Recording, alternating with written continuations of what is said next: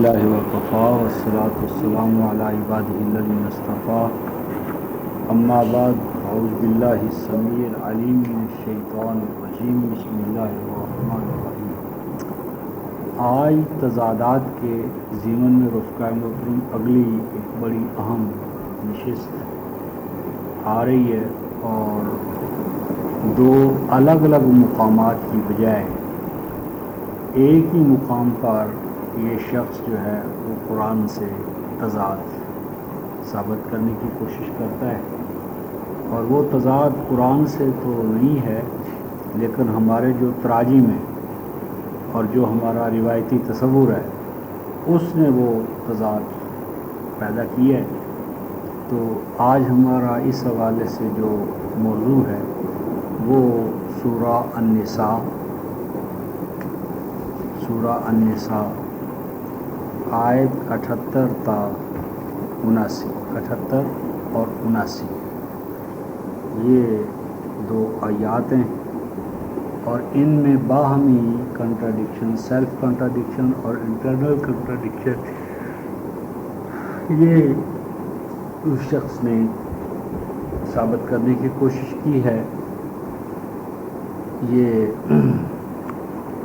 Internal 109 صفحے پر ہوگا، 109 صفحے پر 109 صفحہ آیت نمبر 78 سورہ النساء اور آیت 79۔ بسم اللہ الرحمن الرحیم۔ اینما تکونوا یدرککم الموت ولو کنتم فی بروج مشیدہ وَإِن تُصِبْهُمْ حَسَنَةٌ يَقُولُوا هَٰذِهِ مِنْ عِندِ اللَّهِ وَإِن تُصِبْهُمْ سَيِّئَةٌ يَقُولُوا هَٰذِهِ مِنْ عِندِكَ قُلْ كُلٌّ مِّنْ عِندِ اللَّهِ فَمَا لِهَٰؤُلَاءِ الْقَوْمِ لَا يَكَادُونَ يَفْقَهُونَ حَدِيثًا مَا أَصَابَكَ مِنْ حَسَنَةٍ فَمِنَ اللَّهِ وما أصابك من سيئة فمن نفسك وأرسلناك للناس رسولا وكفى بالله شهيدا۔ صدق الله مولانا العظيم وبلغنا رسولنا النبي الكريم ونحن على ذلك من الشاهدين الشاكرين والحمد لله رب العالمين۔ أينما تكونوا، تم جہاں کہیں بھی ہوگے، جہاں کہیں بھی تم ہو یا ہوگے، تو یہ طے شدہ بات ہے یدرککم الموت، موت سے تم بھاگ نہیں سکتے، موت تمہیں پکڑ کر رہے، موت لازم ہے، یعنی کوئی فرد بشر جو ہے وہ موت سے ہمیشہ کے لیے فرار یا بھاگنا ممکن ہے۔ یعنی موت کا قانون اللہ نے پختہ کھڑا ہے کہ آپ اللہ کے وجود کا انکار کر سکتے ہیں لیکن موت کا انکار نہیں کر سکتے۔ دہریہ ہو، بلید ہو، ہٹلر ہو، اسٹالن ہو، موت سے نہیں بھاگ سکتا، موت اٹل ہے۔ وَلَوْ كُنْتُمْ فِي بُرُوجٍ مُشَيَّدَةٍ، اگرچہ تم ہو اپنے آپ کو اس وقت کر لو بروج، قلعوں میں، برجوں میں، مشیدہ جو بڑے پختہ کنکریٹ کے۔ مراد یہ کہ موت جو ہے وہ ہمارے طبعی وجود کے انٹرنل نظام کا ایک خاصہ ہے۔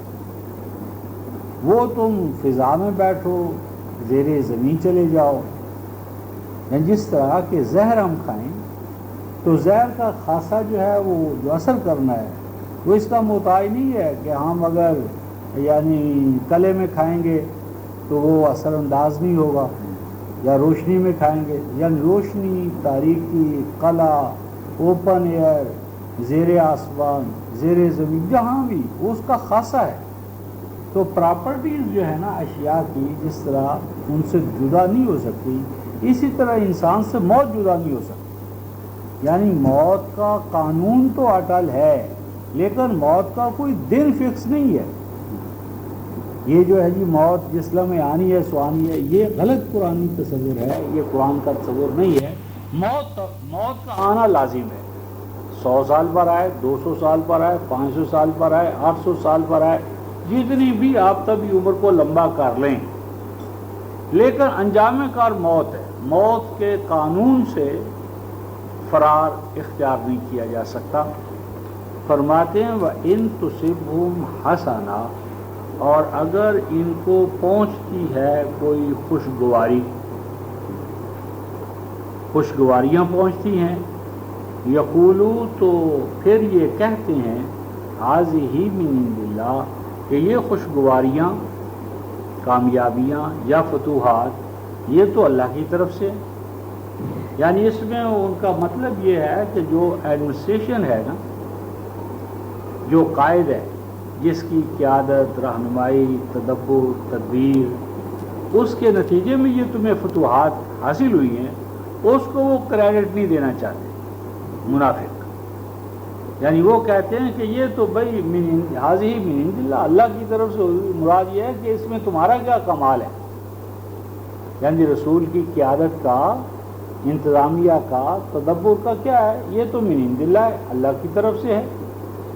وَإِن تُصِبْهُمْ سَيِّئَةٌ، اور اگر اس کے برس کوئی ناکامی ہو جاتی ہے، شکست ہو جاتی ہے، کسی مقام پر پسپائی، ریٹریٹ کرنا پڑتا ہے، یقولو، تو پھر کہنے لگتے ہیں ہذہ من عندک، کہ اے رسول یہ تو تیری طرف سے ہوئی، یعنی کامیابیاں اللہ کی طرف سے اور ناکامیاں جو ہیں وہ رسول کی طرف سے۔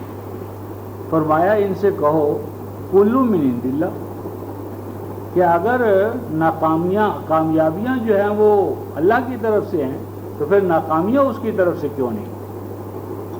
یعنی قرآن یہ ان پر سوال کر رہا ہے، یعنی منافقوں سے کہہ رہا ہے کہ اے منافقین، تم یہ بتاؤ کہ اگر تم کہتے ہو کہ جو کامیابیاں ہیں وہ تو اللہ کی طرف سے ہیں، میرا یا میرے نظام کا یا میری مینجمنٹ کا اس میں کوئی عمل دخل نہیں ہے، تو پھر تم یہ کیوں نہیں کہتے کہ جو ناکامیاں ہیں وہ بھی اللہ کی طرف سے؟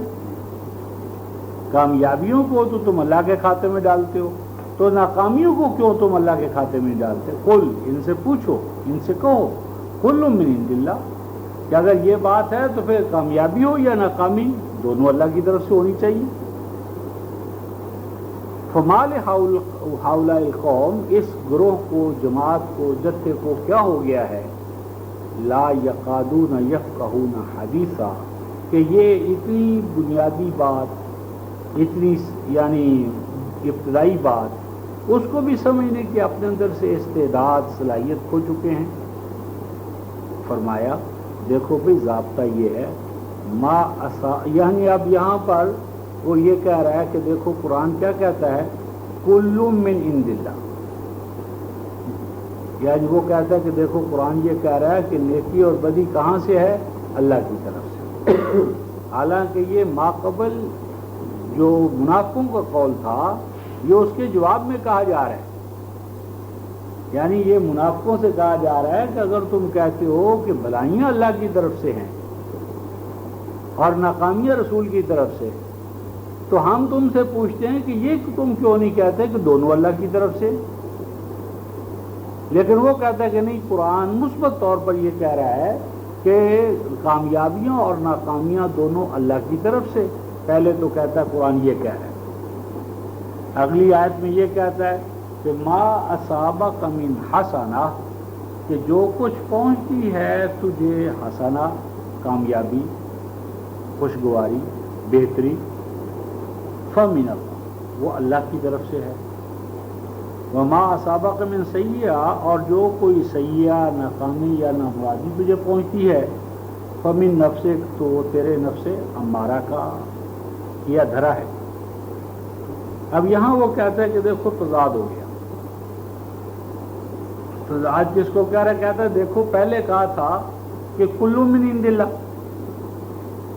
کہ یہ تو دونوں اللہ کی طرف سے، کامیابیاں بھی اور ناکامیاں بھی، اور آگے کہتا ہے کہ نہیں، کامیابیاں جو ہیں وہ اللہ کی طرف سے ہیں، حسنہ اللہ کی طرف سے ہے، اور جو سیئہ ہے وہ انسان کی نفس یا ذات کی طرف سے ہے۔ دیکھو کہتا ہے تضاد ہو گیا۔ یعنی پہلے کہا تھا کامیابی اور ناکامی، نیکی اور بدی دونوں اللہ کی طرف سے، اور اگلی آیت میں کیا دیتا ہے، نہیں، جو سیئہ ہے وہ تیری نفس کی طرف سے ہے، تیرے نفس کی طرف سے، اور جو کامیابی ہے وہ اللہ کی طرف سے ہے۔ یعنی تضاد سمجھے، اس کو وہ تضاد کہہ رہا ہے، تضاد اس کو کہہ رہا ہے کہ پہلے کہا تھا کہ نیکی اور بدی اللہ کی طرف سے، اور اب کہتا ہے کہ نہیں، نیکی اللہ کی طرف سے ہے اور بدی جو ہے وہ تیرے نفس کی طرف سے ہے۔ تو یہ جو چیز ہے اس کو وہ کہہ رہا ہے کہ یہ دیکھو تضاد ہے۔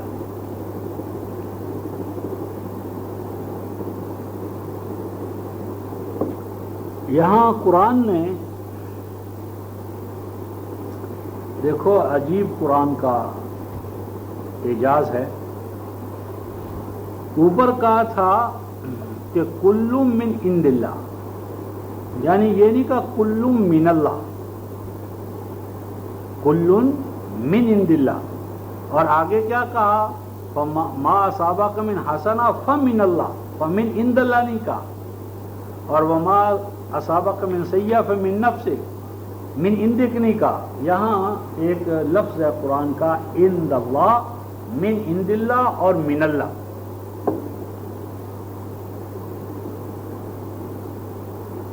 تو آج کا ہمارا یہ درس جو ہے اس تضاد کو ایک اصول کے تحت حل کرے گا، یعنی اس تضاد پر ایک اصولی بحث کرے گا، اصولی بحث، اور ایسی اصولی بحث کہ جس کے نتیجے میں تمام جو مسائل ہیں اور اس طرح کی آیات ہیں وہ ساری حل ہو جائیں گی۔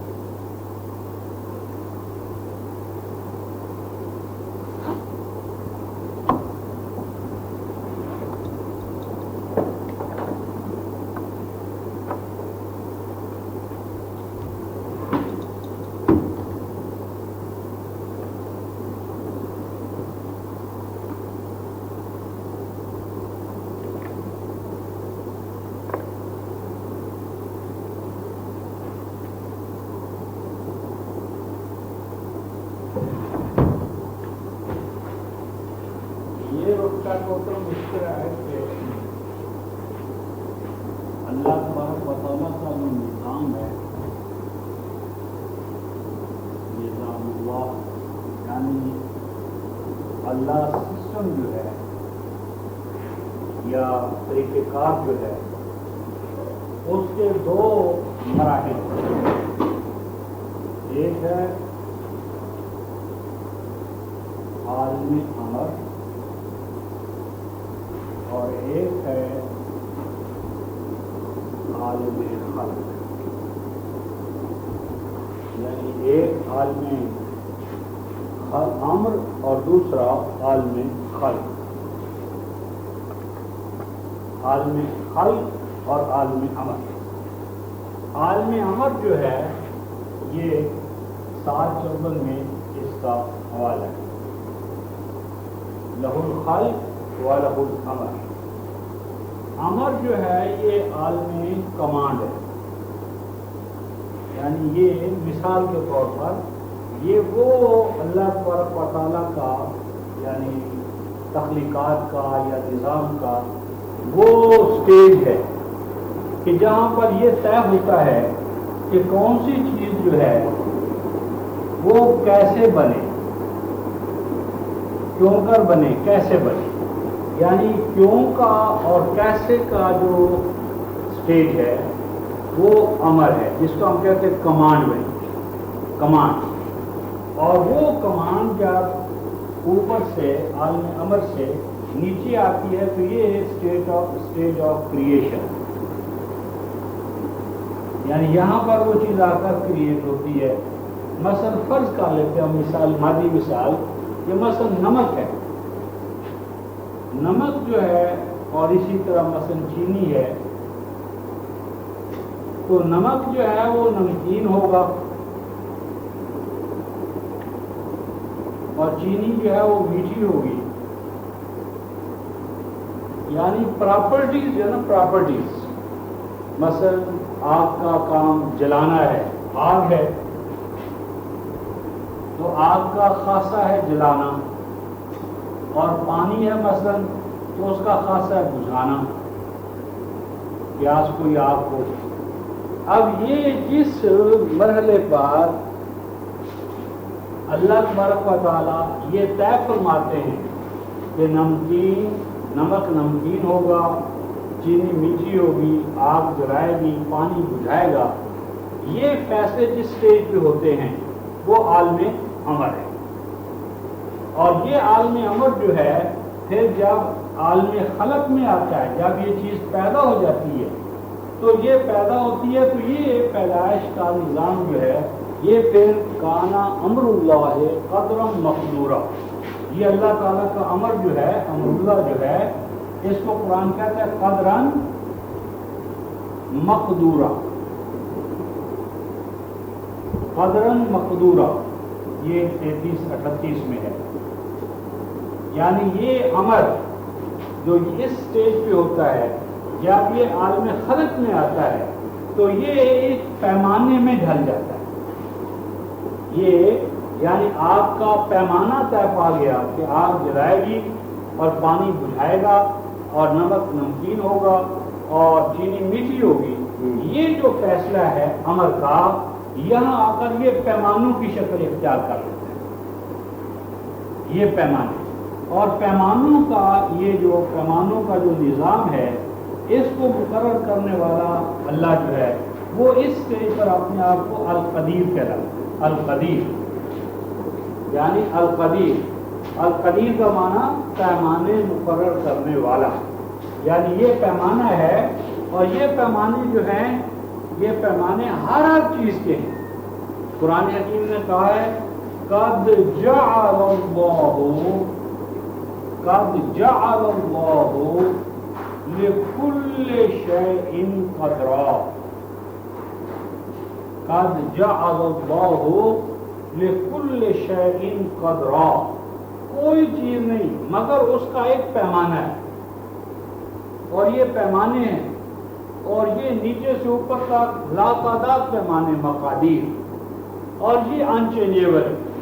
یعنی یہ تو انچینجیبل ہے پیمانے اور ان پیمانوں کا آپ علم حاصل کر سکتے ہیں اور اس علم کی اساس پر ان پیمانوں کو آپ تبدیل تو نہیں کر سکتے البتہ ان سے استفادہ کر سکتے ہیں. یہ قد جعل اللہ لکل شیء قدرا وہ تو تھا کانا امر اللہ قدرا مقدورا. یہ جو ہے قد جعل اللہ لکل شیء قدرا یہ ہے 65. یہ 65-2 یا 3 میں ہوگا 65-2 سورہ طلاق. اب کیا ہے کہ مثلا پانی ہے پانی اس کا ایک پیمانہ ہے کہ یہ کشتی جو ہے نا کشتی ہماری اس کے نیچے رہے یہ پانی. یعنی یہ کشتی ہے تو یہ کشتی اوپر ہو اور پانی اس کے نیچے ہو. ایک پیمانہ یہ ہے. اور ایک پیمانہ یہ ہے کہ یہی پانی جو ہے وہ کشتی کے اوپر آ جائے. اب کشتی کے نیچے پانی ہوگا تو ایک پیمانہ ہے، کشتی کے اوپر آ جائے تو یہ دوسرا پیمانہ ہے. اسی طرح مثلا انسان کی پیاس ہے تو پیاس پانی بجھائے گا. پیاس کا بجھانا یہ بھی پانی کا ایک پیمانہ ہے. اور اگر آپ پانی جو ہے وہ جتنی پیاس ہے اس سے زیادہ پی لیں یعنی جتنی آپ کی پیاس ہے پانی اگر آپ اس سے زیادہ پی لیں تو وہی پانی جو ہے وہ آپ کو ہلاک کر دے گا. اب یہ پانی کے پیمانے ہیں کہ ایک پیمانہ اس کا ہے کہ پیاس کو بجھاتا ہے اور دوسرا پیمانہ اس کا یہ ہے کہ وہی پانی انسان کے لیے ہلاکت کا باعث بن جاتا ہے. اب آپ کی یہی ہوا ہے ہوا کہ جس کے بغیر گزارا نہیں. زندگی ذات کے لیے ہوا لازم ہے لیکن اسی ہوا کی ویلاسٹی میں تھوڑا سا اضافہ ہو جائے یعنی اسی ہوا کی ویلاسٹی میں اضافہ ہو جائے تو یہی ہوا انسانوں کے لیے درختوں کے لیے آبادیوں کے لیے تباہی اور بربادی کا باعث بن جاتی. بارش ناگزیر ہے لیکن اسی بارش کے پیمانے میں تھوڑا سا اضافہ ہو جائے تو وہ آپ کے لیے قابل برداشت نہیں رہتی. تو یہ جو پیمانے ہیں اللہ تعالیٰ نے ہر چیز کے بارے میں طے فرمائے ان پیمانوں کو، اور یہ ناقابل تغیر ہے، تبدیل نہیں ہوتے۔ البتہ ان کا علم حاصل کیا جا سکتا ہے، یہ بھی ہم دیکھیں گے، یہ علم حاصل کیا جا سکتا ہے، اور علم کی آپ میں استعداد رکھ دی گئی ہے۔ اچھا، یہ ایک سٹیج۔ اب اس کے بعد یہ بات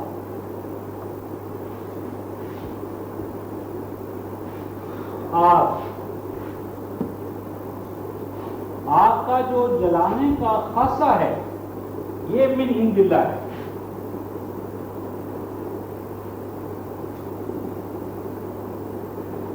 یعنی آگ جلائے گی، ہر قیمت پر جلائے گی۔ یہ آگ کے اندر جو جلانے کی استعداد ہے، کیپیسٹی ہے، پراپرٹی ہے، یہ کیا ہے؟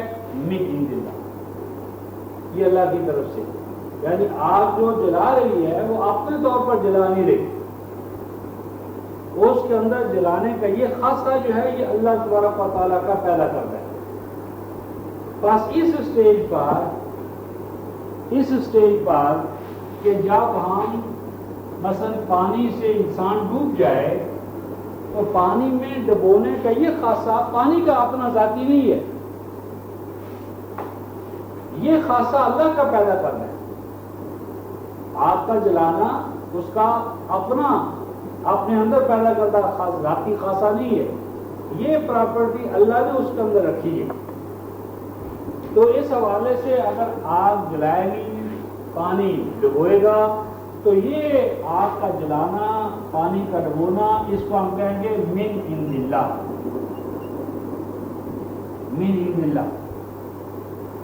لیکن جو شخص جل رہا ہے آگ سے یا پانی میں ڈوب رہا ہے، کیا اس کا جلنا اور اس کا ڈوبنا یہ اللہ تبارک و تعالیٰ چاہتے ہیں؟ یقیناً نہیں چاہتے۔ لہذا انسان کا آگ میں جلنا اور پانی میں ڈوبنا من اللہ نہیں ہے، یہ سمجھے۔ ایک ہے من عند اللہ اور ایک ہے من اللہ۔ یعنی آگ آپ کو جلائے گی، آپ اپنا ہاتھ ڈالیں یا کسی معصوم بچے کا ہاتھ ڈالیں۔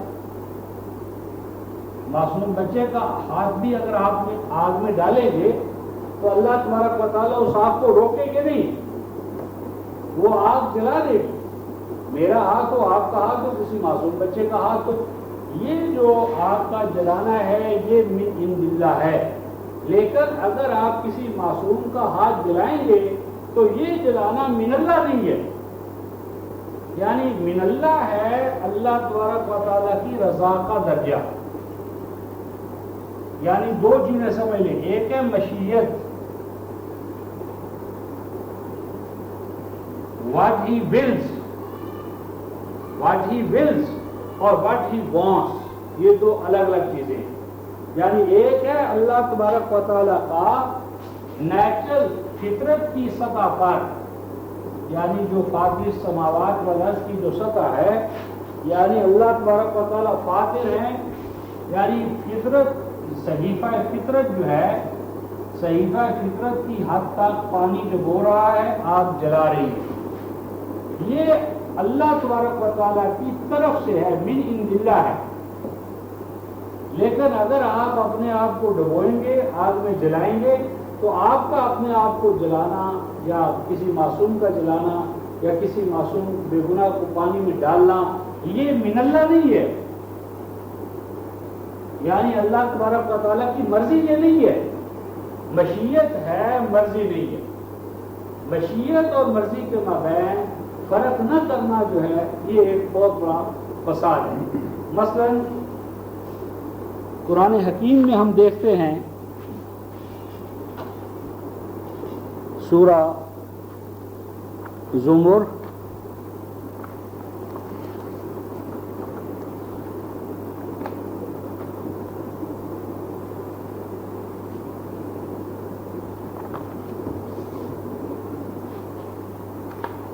بلکہ پہلے فاتر دیکھو، فاتر 35ویں سورہ،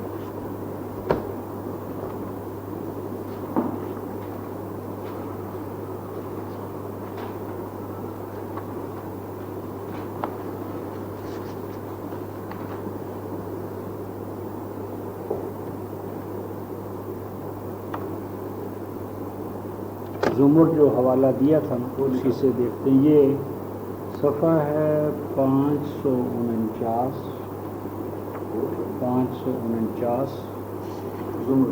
زمر 549.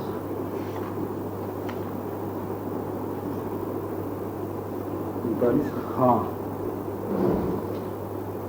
39 یہ 7 ہے بڑے 39:7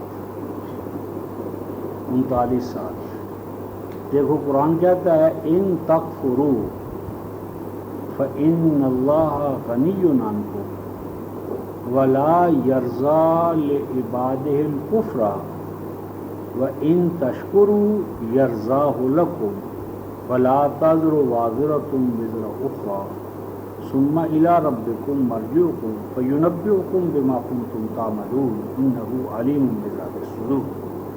فرمایا کہ اگر تم کفر کرو ان تکفر، اگر تم کفر کرو، نافرمانی کرو، ناشکری کرو تو کوئی بات نہیں.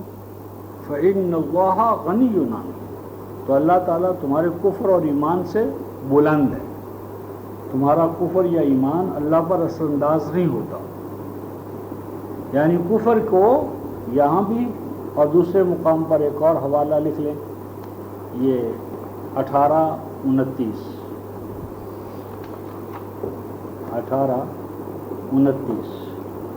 یہ صفحہ ہے 357.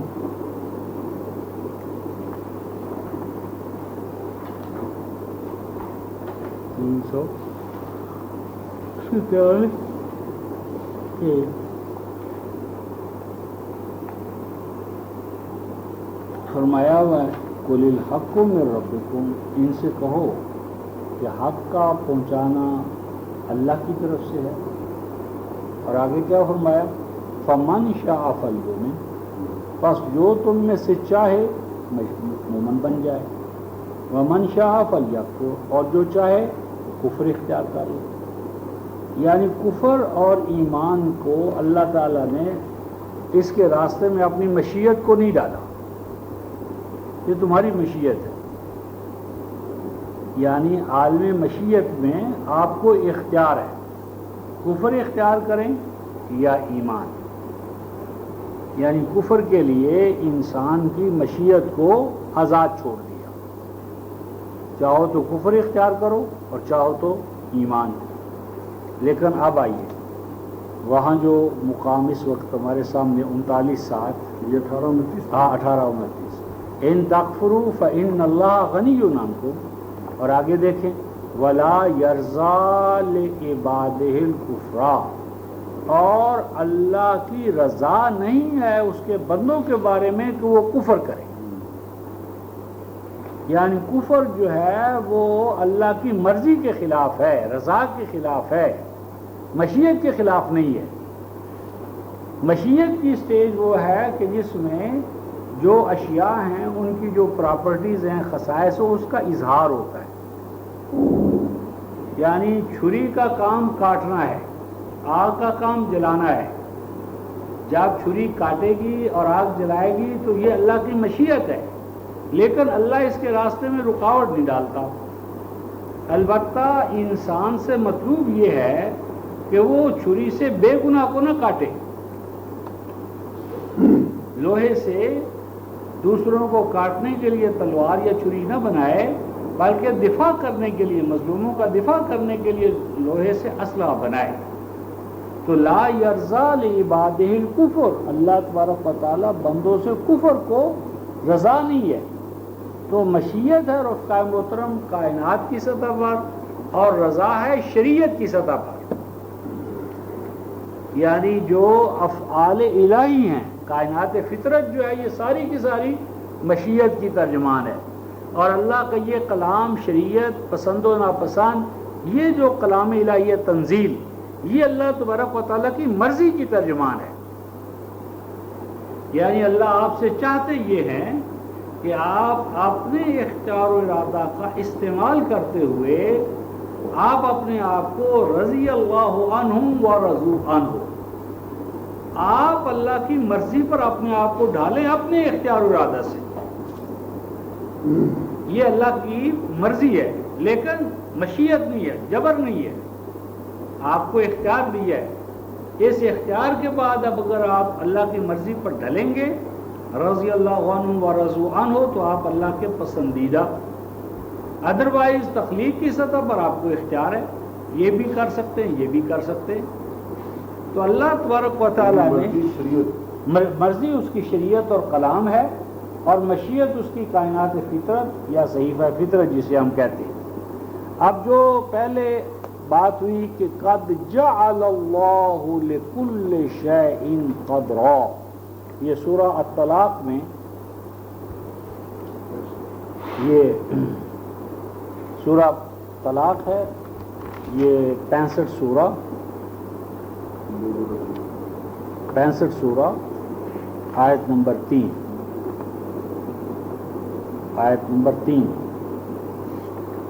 یہ بہت آیت 3 شروع یہاں سے ہوتی ہے، وَيَرْزُقُ مِنْ حَيْثُ لَا يَحْتَسِبُ وَمَن يَتَوَكَّلْ عَلَى اللَّهِ فَهُوَ حَسْبُهُ إِنَّ اللَّهَ بَالِغُ أَمْرِهِ قَدْ جَعَلَ اللَّهُ لِكُلِّ شَيْءٍ قَدْرًا۔ اللہ تبارک و تعالیٰ اپنے امر کو پہنچنے والا بھی ہے اور پہنچانے والا بھی ہے، یعنی اللہ تبارک و تعالیٰ عالم امر میں جو چیزیں ٹھہراتے ہیں ان کو پورا کر دکھاتے ہیں۔ اور اللہ تعالیٰ کا حال یہ ہے، قانون یہ ہے کہ قد جعل اللہ لکل شیء قدرا، اللہ تعالیٰ نے ہر چیز کے پیمانے مقرر کر رکھے، یعنی کائنات کی کوئی چیز نہیں مگر اس کا ایک پیمانہ ہے، اور یہ جو پیمانے ہیں یہ ہے امر اللہ قدر مقدورہ، اور یہ جو اللہ تعالیٰ کے پیمانے ہیں ان کا انسان علم حاصل کر سکتا ہے، اور علم حاصل کر کے ان سے فیضیاب ہو سکتا ہے، اور ان کے علم کو ترک کر کے ذلیل و خوار بھی ہو سکتا ہے، دونوں امکانات ہیں۔ اب مثلا جب تک ہم نے زمین کے بارے میں، ماحول اور فضا کے بارے میں، بیجوں کے بارے میں یہ علم حاصل نہیں کیا تھا تو ہماری یہی زمینیں تھیں، اور انہی زمینوں کا جو جھاڑ ہوتا تھا وہ کیا تھا، اور آج وہی زمینیں ہیں۔ زمین کا علم، فضا کا، بارشوں کا، بیجوں کا، کھادوں کا، آج وہی زمینیں کتنا جھاڑ دے رہی ہیں۔ زمین وہی ہے صحرائے عرب، لیکن صحرائے عرب کے بارے میں جو اس کے اندر پوشیدہ مستورہ خزانے تھے ان کا جب علم حاصل کر لیا تو آج سعودی عرب کا یا عرب دنیا کا کیا حال ہے، اور کل تک یہی عرب دنیا تھی، اور کاسہ گدائی لے کر پورے ہندوستان، بنگلہ دیش آیا کرتے تھے، دے دو کچھ ہمیں بخشش اس کے سوا کچھ نہ تھا۔ تو اس ضمن میں قرآن یہ کہتا ہے 15-19 میں، یہ سورہ الحجر 316 صفحہ،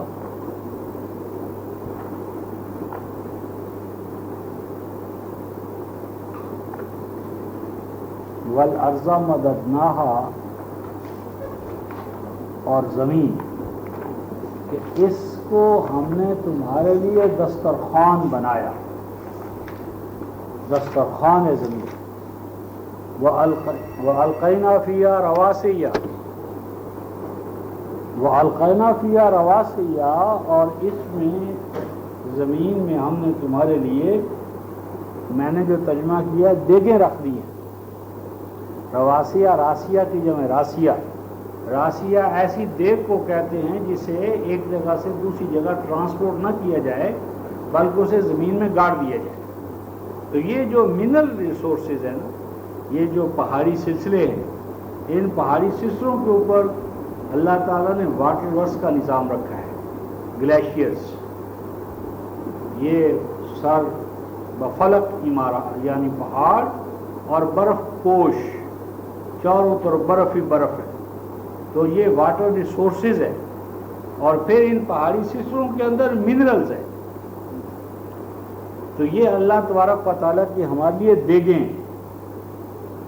اور زمین کے بارے میں وَأَنبَتْنَا فِيهَا مِن كُلِّ شَيْءٍ مَّوْزُونٍ، اور ہم زمین میں سے ہر چیز جو پیدا کرتے ہیں وہ نفی تلی ہوتی ہے، موزون ترازو ہے ہماری، یعنی اللہ پاک زمین میں ترازو رکھ چکے ہیں، کانٹا رکھ چکے ہیں، ترازو یعنی جو کا ایک میزان ہے، گندم کا دوسرا ہے، چنے کا تیسرا ہے، مکئی کا چوتھا ہے، جوار اور باجرے کا الگ الگ، اور جو ہی وہ بیج ڈالتے ہیں اس کے جو متعلقہ جو عناصر ہیں ان سب کی نشو و نما، یعنی کبھی ان پیمانوں کے اندر، ترازو کے اندر، کبھی اس ناپ تول میں فطرت کوئی گڑبڑ نہیں کرتی، شیء موضوع نپے تلے وزن کا۔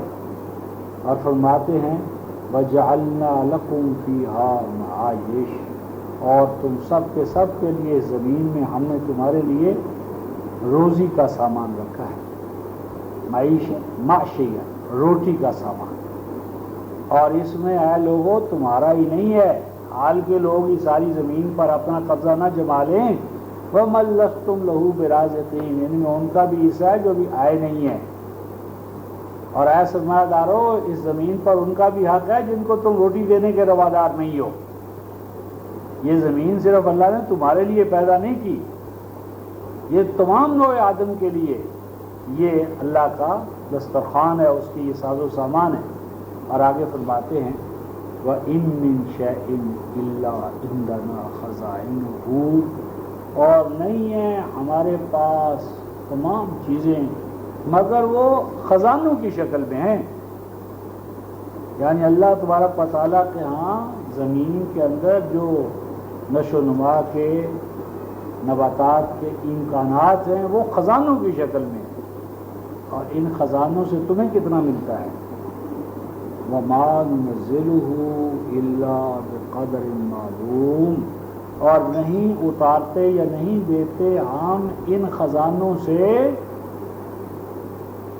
خزانوں سے بیروار نہیں کرتے ہم مگر ان پیمانوں کے ذریعے، الا بقدر، مگر ان زمینی اور آسمانی خزانوں سے جو ملتا ہے وہ ایک پیمانے کے ذریعے ملتا ہے، اور پیمانہ کیسا رخ قائم ہوتا ہے؟ معلوم، that can be known, knowable, understandable, وہ پیمانے اللہ تعالیٰ کے قدر معلوم ہیں، یعنی علم آدم الاسماء کلھا، ان پیمانوں کا تم علم حاصل کر سکتے ہو، وہ پیمانے تمہاری رسائی سے باہر نہیں ہیں، وہ پیمانے یعنی ہمارے ہاں تو ہر چیز خزانوں کی شکل میں ہے، لیکن اس سے تمہیں کیا ملتا ہے، کس طرح ملتا ہے؟ ان پیمانوں کے ذریعے جن پیمانوں کو اللہ تعالیٰ قدر معلوم کرا دے، تم حاصل کر سکتے ہاں ہو، اس کا یعنی وہ نویبل ہے، وہ نون، معلوم جو ہے نون، دے کین بی نون، اور ان کا علم حاصل کیا جا سکتا ہے اور ان کو علم میں لایا جا سکتا ہے۔ اب یہ جو پیمانے ہیں رفقۂ محترم، یہ نیکی کے بارے میں بھی ہے، بدی کے بارے میں بھی ہے، فتح کے بارے میں بھی، شکست کے بارے میں بھی ہے، اور یہ اتنے محکم ہیں کہ اس میں نبی اور غیر نبی کا کوئی فرق نہیں پڑے گا۔ انہی پیمانوں میں سے ایک کا ہم ذکر کرتے ہیں، 3:165 اور نبی پاک صلی اللہ علیہ وسلم کی اپنی حیات طیبہ میں یہ ہوا، اور مقصود تھا میری اور آپ کی تربیت۔ یہ 165 آل عمران اور صفحہ غالباً 87 ہے، پیچھے سے یہ آیت یوں شروع ہوتی ہے، شاید 86 پھر آخری ہو، صفحہ 86 کے آخر، اَوَلَمَّا أَصَابَتْكُمْ مُصِیبَةٌ قَدْ أَصَبْتُم مِّثْلَیْہَا قُلْتُمْ أَنَّ هَٰذَا قُلْ هُوَ مِنْ عِندِ أَنفُسِکُمْ إِنَّ اللَّهَ عَلَىٰ كُلِّ شَیْءٍ قَدِیرٌ۔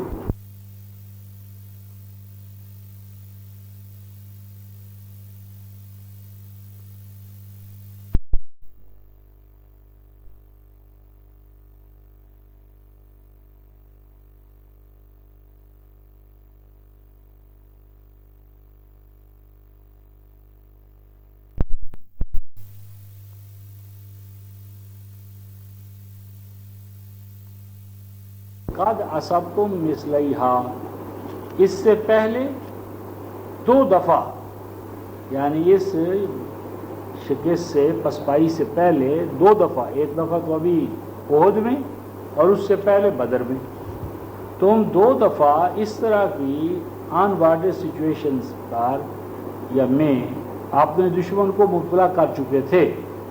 کھل تم نے سوال کیا، تم نے پوچھا اللہ تعالیٰ سے، سوال کیا، کیا سوال کیا؟ انا ھذا، یہ ہمارے اوپر پسپائی کہاں سے آ گئی؟ یہ ہمیں یہ جو آن وارڈ سچویشن تھی یہ ہمارے اوپر کہاں سے آ گئی؟ اب کہنا چاہیے تھا اللہ کی طرف سے ہے۔ فتح ہو یا شکست، کامیابی ہو یا ناکامی، اللہ کی طرف سے ہوتی ہے۔ اب قرآن کیا کہتا ہے؟ قل ہوا من عند انفسکم، کہ یہ جو ناکامی ہوئی ہے یہ کہیں باہر سے نہیں آئی،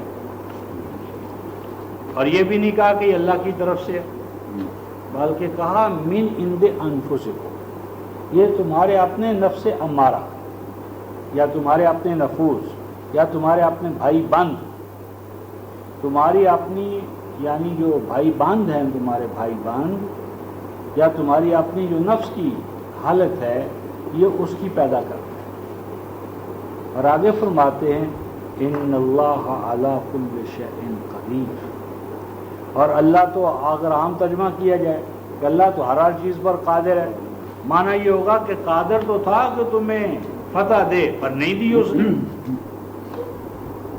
قادر تو تھا کہ تمہیں شکست نہ ہونے دے پر نہیں اس نے ایسا چاہا، نہیں، غلط ہے، یعنی اس نے فتح و شکست کی قدریں طے کر دی ہیں۔ فتح بھی ایک قانون اور قاعدے کے تحت ہوگی، شکست بھی ایک قاعدے قانون کے تحت ہوگی، تو اگر فتح والی قدر کافر بھی اختیار کر لے گا نا اس وقت تو تمہیں پسپائی ہوگی، اللہ جانبدار نہیں ہوگا،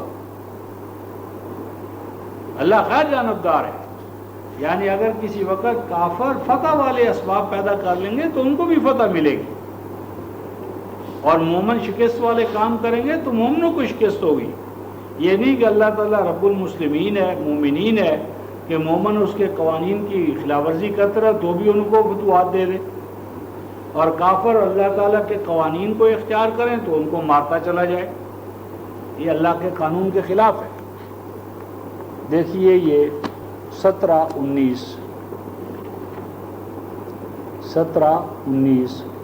سورہ بنی اسرائیل،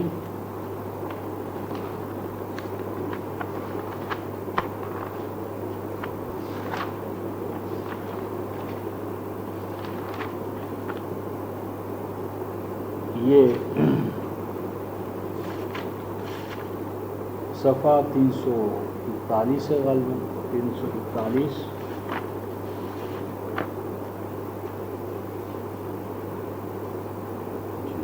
یہ پیچھے ذکر ہے آخرت کے مومنوں کا اور آخرت کے کافروں کا،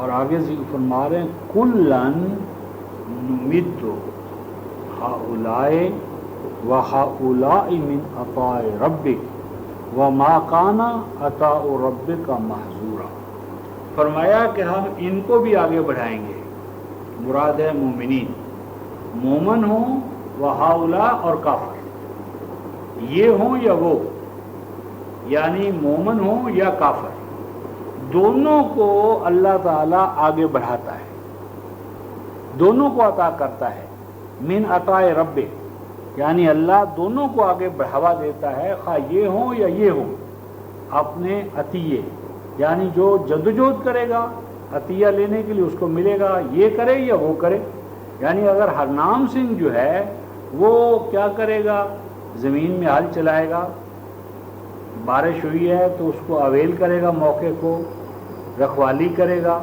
تو اس کا جو کھیت ہے وہ دانوں سے بھر جائے گا، اور اگر عبداللہ نامی ہے وہ بارش کے وقت سویا رہا، زمین پر ہل نہیں چلایا، ہاں جی ایسے بی ڈال دیا، مندہ ہوا، رکھوالی نہیں کی، تو اللہ تعالیٰ یہ نہیں کرے گا کہ اس کا کھیت جو ہے وہ دانوں سے بھر دے اور حرنام سنگھ جو ہے اس کو بھوکوں مارے. وَكُلًّا نُمِدُّ هَؤُلَاءِ وَهَؤُلَاءِ مِنْ عَطَاءِ رَبِّكَ وَمَا كَانَ عَطَاءُ رَبِّكَ مَحْظُورًا. اور تیرے رب نے اپنی بخشوں پر پھاٹک نہیں لگا دیے، معذور کہ کافروں کے لیے ممنوع ہے، یعنی کافر کے کفر کے باوجود، یعنی اگر ایک کافر ہے، یعنی یوں سمجھے کہ اگر ایک ڈپٹی کمشنر ہے اور اس نے دفعہ 144 نافذ کی ہوئی ہے، ایک شخص زبان سے اس کو کہتا ہے میں تو یہ نہیں مانتا ڈپٹی کمشنر، لیکن دفعہ 144 کو وائلیٹ نہیں کرتا، کیا اسے گھر سے پکڑ لیا جائے گا؟ ایک شخص زبان سے کہتا ہے کہ ڈپٹی صاحب کیا آپ بڑے بہادر، آپ ایسے اور آپ ایسے، زبان سے مانتا ہے، لیکن اس کی 144 کی جو دفعہ اس نے نافذ کی ہے اس کو وائلیٹ کرتا ہے، خود کرتا ہے، اپنی جماعت سے کراتا ہے، تو کیا اس کا زبانی اقرار دفعہ 144 کی خلاف ورزی کے دوران کسی کام آئے گا؟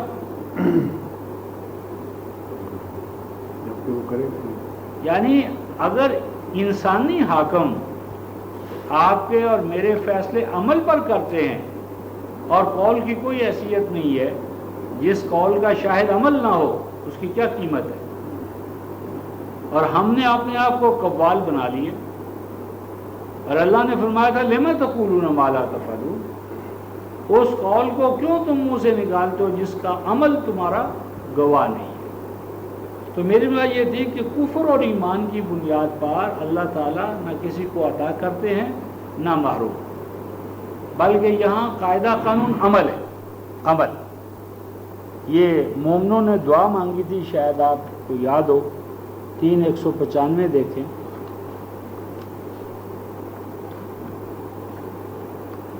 یہ 92 صفحہ ہے، بلکہ 91، پیچھے سے دعا چلی آ رہی ہے مومنوں کی.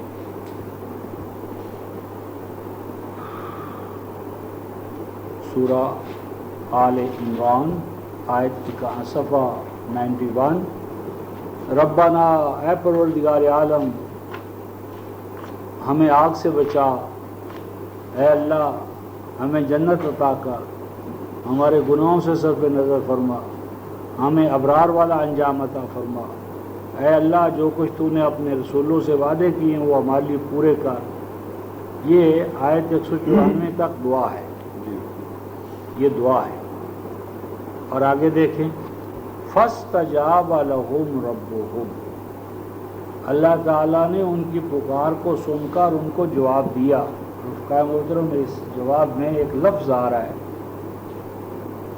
کہ اگر وہ ایک لفظ ہی ہمارے ذہن میں قائم ہو جائے تو امت مسلمہ کا نقشہ تبدیل ہو سکتا ہے. اللہ پاک نے ان کو جواب دیا، دیکھو میرا قانون ہے. کیا قانون ہے رفقائے محترم؟ انی لا اضیع عمل عامل منکم، میرا قانون یہ ہے کہ میں کسی عامل کے عمل کو ضائع نہیں ہونے دیتا. قول اور دعا کی بحث بیکار ہے. انی لا اضیع، میں وہ ذات ہوں کہ میں ضائع نہیں ہونے دیتا. کیا ضائع نہیں ہونے دیتا رفقائے محترم؟ عمل عامل، عامل کا عمل اس کائنات میں محفوظ رہے گا، عامل کے عمل پر اسے جزا و سزا ملے گی. اور قوالی جو ہے کرتے رہو ساری زندگی. قوالی مجرم تو آپ کو بنا سکتی ہے لیکن مقام مدح پر نہیں لے جائے گی.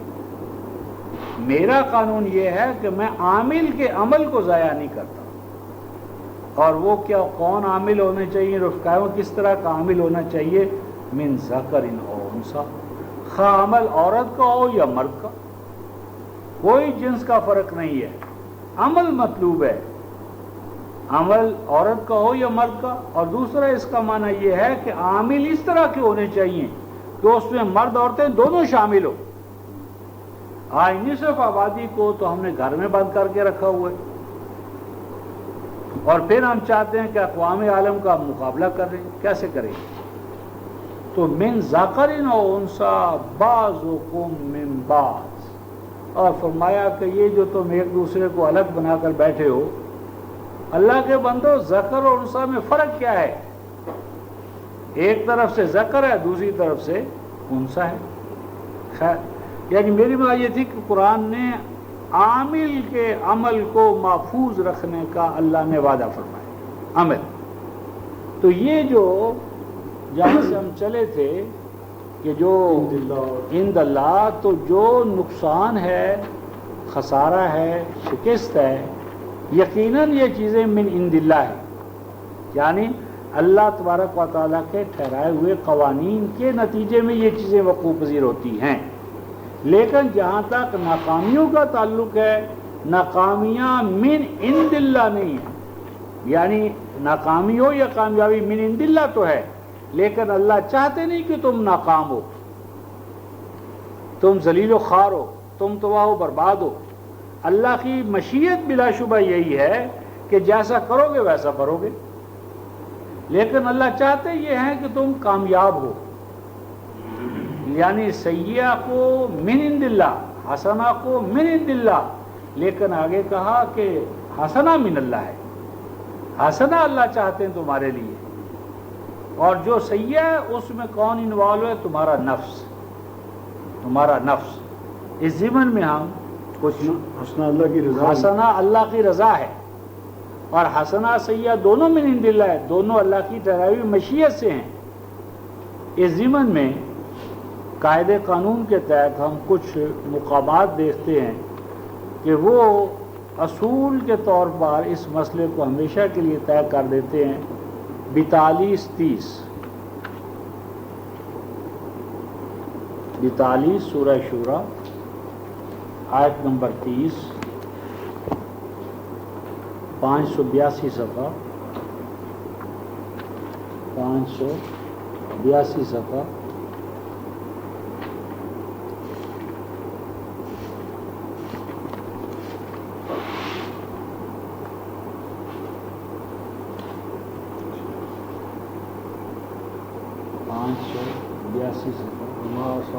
ہاں، ما اصابہ کا جو کچھ پہنچتا ہے تجھے یا تمہیں، نو انسانی سب کی سب، فرمایا ما اصابہ کو، جو پہنچے یا پہنچی تمہیں، ما موصولہ ہے شرطیہ، جو کچھ کہ تمہیں پہنچے یا پہنچے گی، من مصیبہ، مصیبہ نکرہ ہے کامن اور اس پر من داخل کی ہے، من مصیبہ کوئی بھی مصیبت، معاشی ہو، معاشرتی ہو، علمی ہو، عملی ہو، انفرادی ہو، اجتماعی ہو، جو مصیبت بھی تمہیں پہنچتی ہے، فَبِمَا كَسَبَتْ أَيْدِيكُمْ، وہ کسب ہوتا ہے، کمائی ہوتی ہے وہ مصیبت تمہارے اپنے ہاتھوں کی۔ یعنی اللہ تعالی ہمارے لیے مصیبتیں نہیں چاہتے، بلا شبہ ہر مصیبت اللہ کی مشیت سے ہوتی ہے، بیماری بھی اللہ کی مشیت سے ہے، ناکامی بھی اللہ کی مشیت سے ہے، لیکن اللہ کی مرضی نہیں ہے۔ جو مصیبت تمہیں پہنچتی ہے تو وہ کیوں پہنچتی ہے، کب پہنچتی ہے؟ فَبِمَا كَسَبَتْ أَيْدِيكُمْ، وہ کسب ہوتا ہے تمہارے ہاتھوں کا، یعنی یہ نہیں کہا کہ وہ کسب اللہ تعالیٰ تمہارے اوپر مصیبتیں بھیجتے، وہ کسب ہوتا ہے میرا اور آپ کا۔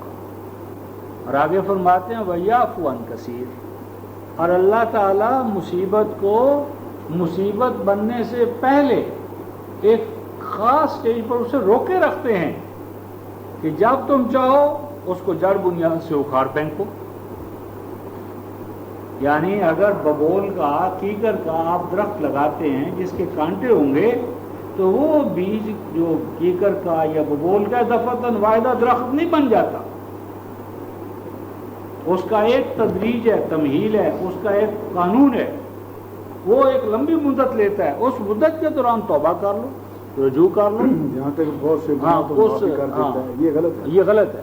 یعنی اس بیج کی جگہ پر جو تم نے ببول کا بویا تھا اس کی جگہ پر آم کا لگا دو، گٹھلی ڈال دو، انگور کی بیل اگا لو، یعنی وہ جو یعفو عن کثیر کا معنی ہے کہ وہ چیز دفعتاً واحدہ تمہارے لیے نہیں پیدا ہو جاتی، پھر درمیان میں ایک تدریج کا قانون ہے.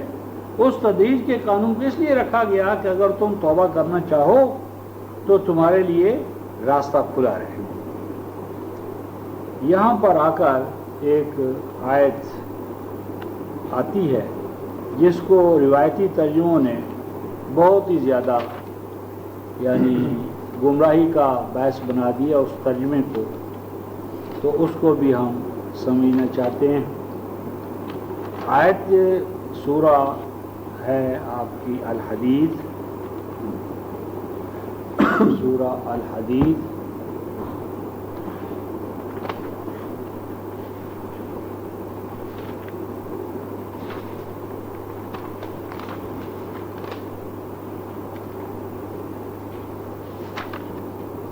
سورہ الحدید میں بھی ہے اور آگے ایک اور مقام بھی آئے گا، تو دونوں مقاموں کو ایک ہی وقت میں اگر ہم لے لیں تو اور بہتر رہے گا. یہ 57 سورہ آیت نمبر 22، آیت نمبر 22، یہ صفحہ 647. ما اصاب من مصیبہ فی الارض ولا فی انفسکم الا فی کتاب من قبل ان نبرأها ان ذلک علی اللہ یسیر لکی لا تاسوا علی ما فاتکم ولا تفرحوا بما آتاکم واللہ لا یحب کل مختال فخور. بڑی پیچیدگی کی یعنی یہ باعث بنا دی گئی آیت، حالانکہ آیت میں کوئی پیچیدگی نہیں ہے، وہ ہمارے تراجم اور ذہنوں میں ہمارے پیچیدگی. فرمایا اب وہ 42-30 ذہن میں رکھے کہ کوئی مصیبت نہیں پہنچتی مگر وہ اپنے ہاتھوں کمائی ہوتی. فرمایا کہ جو مصیبت بھی پہنچے زمین میں زمینی حوالے سے، ولا فی انفسکم یا تمہاری نفسیات کے حوالے سے، یعنی اس کا تعلق خارجی کائنات سے ہو یا انسانی دنیا.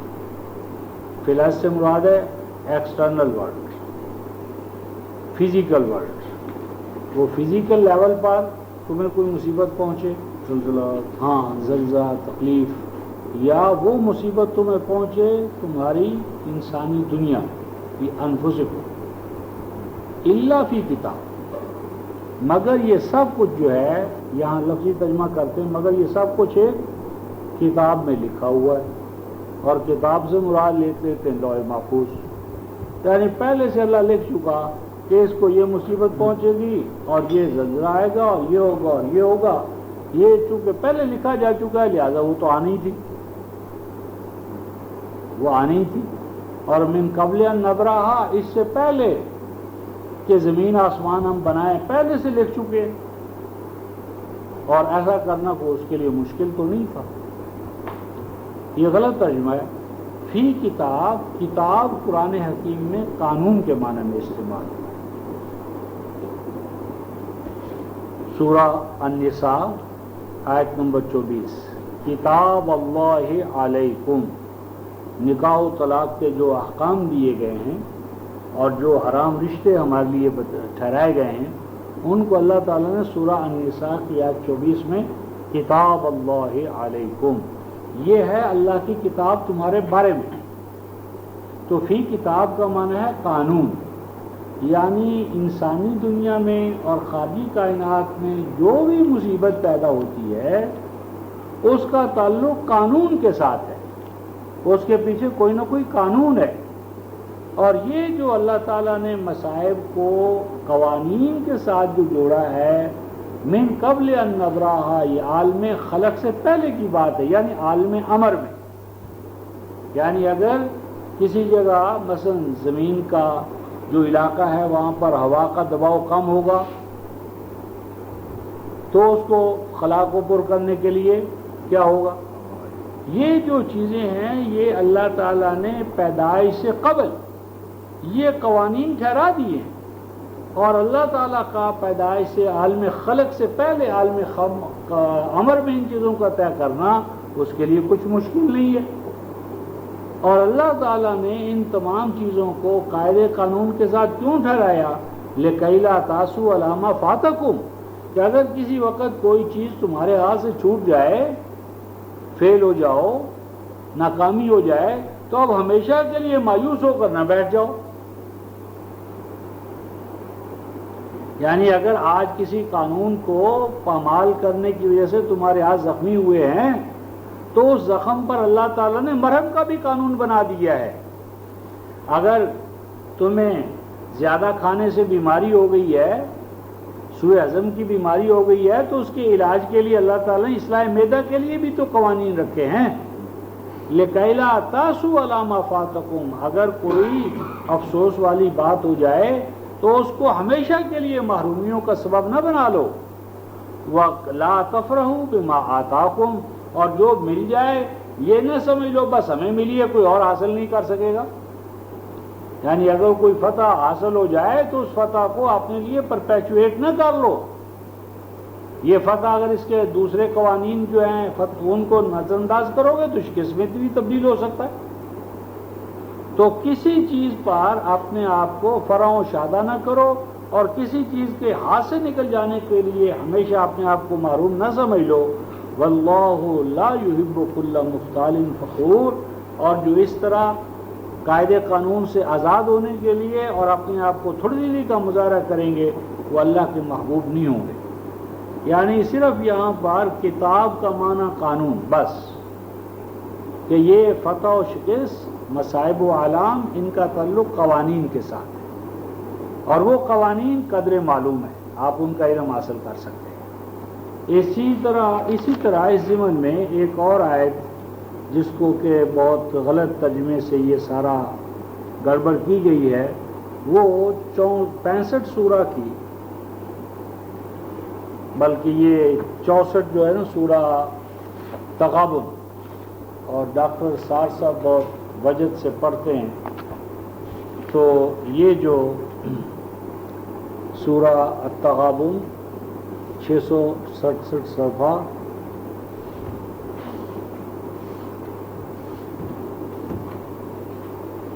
آیت نمبر 11، 64-11، ما اصاب من مصیبہ الا باذن اللہ، جو مصیبت بھی پہنچے یا پہنچتی ہے وہ اللہ کے اذن سے آتی ہے۔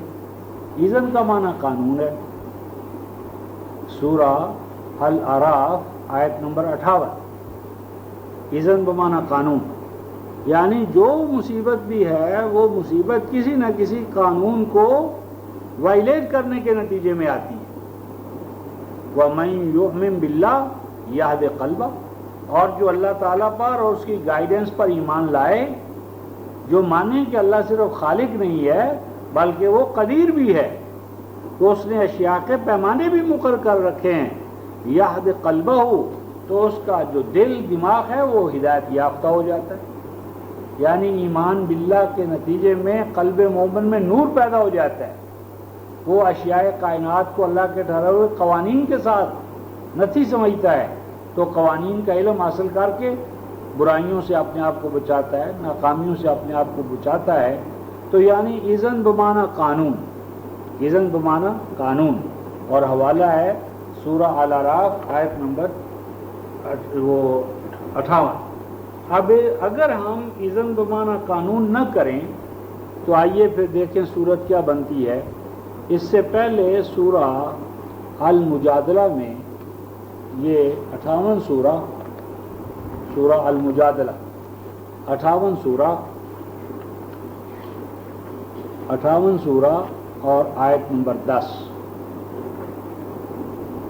58 سورہ آیت نمبر 10، 651 صفحہ۔ انما النجوى من الشیطان، یاد رکھ لو نجوہ جو ہے، نجوہ کہتے ہیں کانا پھونسی، سرگوشیاں، اور خاص طور پر جب اجتماعی طور پر ہم کوئی فیصلہ کر لیں تو اس اجتماعی فیصلے کے خلاف جو کانسپریسیز ہیں نا، یہ فیصلہ تو ہو گیا پر ہماری رائے تو ٹھکرا دی گئی، ہمیں تو کوئی اہمیت ہی نہیں ملی، یہ فیصلہ تو فلاں کا ہمارے اوپر ٹھونس دیا گیا ہے، ہم اس پر کیسے عمل کریں؟ تو یہ جو ہے اجتماعی فیصلہ ہو جانے کے بعد جو کانا پھونسی ہے، اس کو قرآن کہتا ہے من الشیطان، یہ شیطانی خصلت ہے، یہ نفس امارہ کی طرف سے ہے، اور اس کا ہدف کیا ہوتا ہے؟ لِيَحْزُنَ الَّذِينَ آمَنُوا، تاکہ ایمان والوں کو پریشان کیا جائے، اور ایسا کانا پھونسی کرنے والا جو ایلیمنٹ ہے وہ کچھ نقصان نہیں پہنچا سکتا ایمان والوں کو۔ ہاں اگر کوئی نقصان ہوگا تو اسی وقت ہوگا جب وہ اللہ کے کسی قانون کو ترک کر دیں، الا باذن اللہ۔ اب اگر یہاں پر الا باذن اللہ کا معنی قانون نہ کریں اور اجازت کریں تو اس کا معنی ہے کہ وہ جتنا شیطان نقصان پہنچائے گا اللہ کی اجازت سے پہنچائے گا، یعنی اللہ کی اجازت ہوگی شیطان کو تو پھر نقصان پہنچے گا۔ تو گویا کہ تمام جو نقصانات شیطان کی طرف سے انسان اہل ایمان کو پہنچیں گے وہ کہ کہاں سے آ گئے؟ اللہ کی اجازت سے۔ تو اگر اللہ کی اجازت سے وہ کر رہا ہے تو پھر برائی کیا ہے؟ حالانکہ آگے دیکھیے وَعَلَى اللَّهِ فَلْيَتَوَكَّلِ الْمُؤْمِنُونَ، مومنوں کو چاہیے کہ وہ اللہ پر بھروسہ کریں۔ تو کیا عجیب بات ہو گئی کہ شیطان کو اجازت دیتا چلا جا رہا ہے کہ مومنوں کو نقصان پہنچاؤ، اور مومنوں کو کہہ رہا ہے تم اللہ پر بھروسہ کرو بھائی۔ تو عجیب نعوذ باللہ دوگلی پالیسی ہوگی کہ شیطان کو اجازت دے رہے اور آپ کو اور مجھے کہہ رہا ہے بھروسہ کرو میرے اوپر۔ تو مراد یہاں پر یہ ہے کہ جو مصیبت بھی نقصان بھی ہوگا، کچھ نقصان شیطان کی طرف سے نہیں ہو سکتا۔ ہاں اگر تم خود ہی اللہ کے کسی قانون کو وائلیٹ کر بیٹھو، اس کی خلاف ورزی کر بیٹھو تو نقصان ہوگا، لیکن تمہیں اللہ کے قوانین پر مکمل بھروسہ کرنا چاہیے اور اللہ کے قوانین کے ساتھ اپنے آپ کو ہم آہنگ رکھنا چاہیے، کبھی نقصان ہی نہیں ہوگا۔ اور اگر نقصان ہو گیا تو اس کی تلافی کے لیے توبہ کا دروازہ بھی کھلا ہے۔ اچھا، اب اس کے برعکس اللہ تعالیٰ نے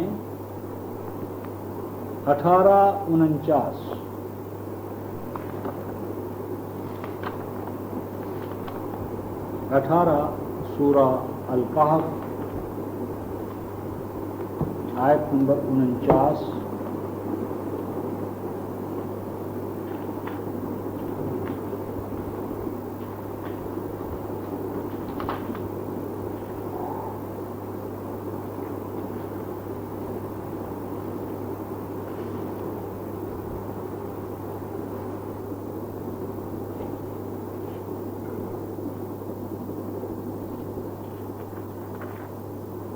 یہاں یہ 359 صفحہ ہوگا۔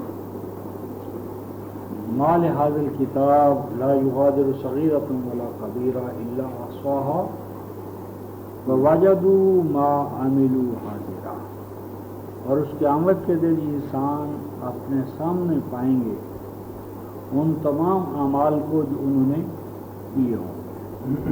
اور آگے فرمایا وَلَا يَظْلِمُ رَبُّكَ أَحَدًا، اور یہ تیرے رب کا مزاج نہیں ہے، یہ تیرے رب کی سنت نہیں ہے، عادت نہیں ہے، اور نہیں ہے تیرا رب کہ وہ ظلم کرے احدن، کسی پر بھی۔ یعنی اللہ تبارک و تعالیٰ کے ہاں ظلم نہیں ہے کہ کرے کوئی اور بھرے کوئی۔ لا یظلم ربک احدا، کسی ایک پر بھی ظلم، یہ اللہ کی شان کے خلاف ہے۔ کس طرح؟ اس کی اللہ تعالیٰ نے بڑی عظیم مثال دی ہے۔ سورہ بنی جو ہمارے سامنے سورہ النساء تھی، اسی کی آیت 112 دیکھیں، 4 سورہ اور آیت 112۔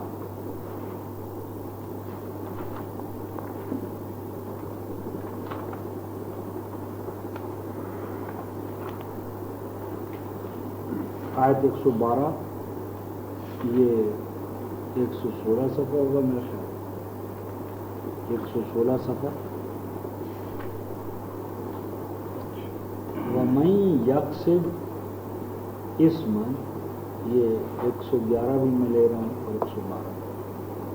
وَمَن يَكْسِبْ اسمًا، اور جو کوئی گناہ کماتا ہے، کسب کرتا ہے گناہ کا، فَإِنَّمَا يَكْسِبُهُ عَلَى نَفْسِهِ، تو بلا شبہ وہ خود کسب کرتا ہے اپنی ذات کے حوالے سے، اور اللہ کو علم ہے کہ وہ گناہ کر رہا ہے، لیکن علم کے باوجود اللہ اسے روکتا ہے۔ کیوں؟ کہ یہ اس کی حکمت کے خلاف ہے۔ فرماتے ہیں وَمَن يَكْسِبْ خَطِيَّةً، اور جو کوئی قانون شکنی کرتا ہے، خطیہ، خطا کا معنی ہوتا ہے نشانے کا چک جانا، تو جو کوئی اپنا نشانہ اللہ کے ٹھہرائے ہوئے پیمانوں پر نہیں رکھتا اور اسمن یا گناہ کرتا ہے، گناہ کرے، نافرمانی کرے یا بے ٹھکانہ کام کرے انسان، تو پھر کیا کرے؟